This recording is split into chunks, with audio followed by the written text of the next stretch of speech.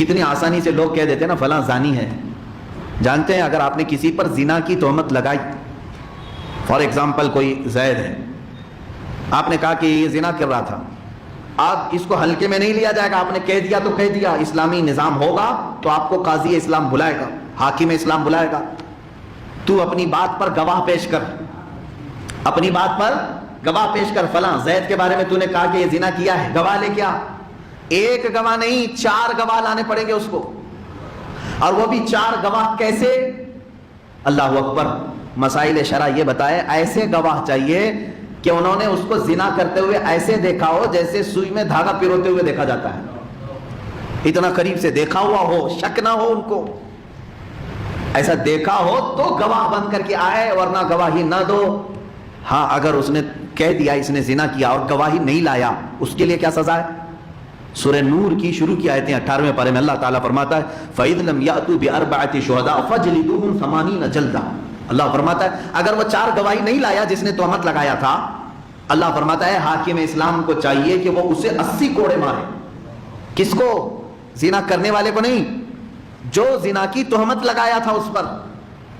اللہ فرماتا ہے اس کو 80 کوڑے مارو، کیونکہ گواہ نہیں لا سکا.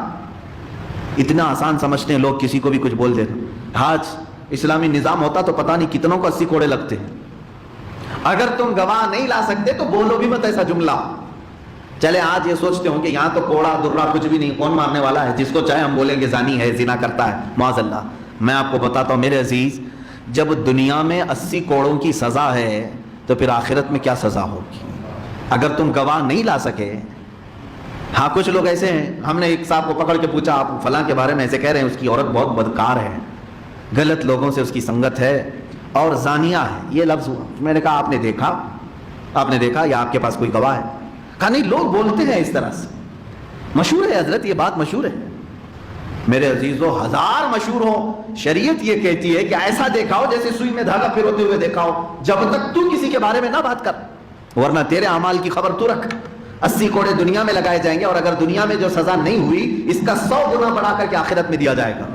اسی لیے تو صحابہ ڈرتے تھے نا، ان سے اگر کوئی خطا ہو جاتی تو وہ دنیا میں ہی سزا لے لیتے تھے. حضور کے پاس آ کر کے، حضور پاک صلی اللہ علیہ وسلم کے پاس آئے اور انہوں نے سزائیں لے لی. کسی کا ہاتھ کاٹا گیا ہے، کسی کو کوڑے مارے گئے، کسی کو سنسار کیا گیا ہے. وہ چاہتے تو چھپا لیتے نا، نہیں بولتے، لیکن انہوں نے سزائیں دنیا میں کیوں لے لی؟ اس لیے کہ انہیں معلوم تھا دنیا کی سزا اگر لے لی تو عافیت ہے، یہاں اگر بچ گئے سزا نہیں لیے اس کا 100 گنا بڑھا کر کے آخرت میں دیا جائے گا. اس سے تو بہتر ہے. اس لیے میرے عزیزو جس پر بھی ایسے معاملات مشہور ہیں، جب تک اس وقت تک گواہی نہ دو جب تک تم نے اپنی آنکھوں سے نہ دیکھا ہو.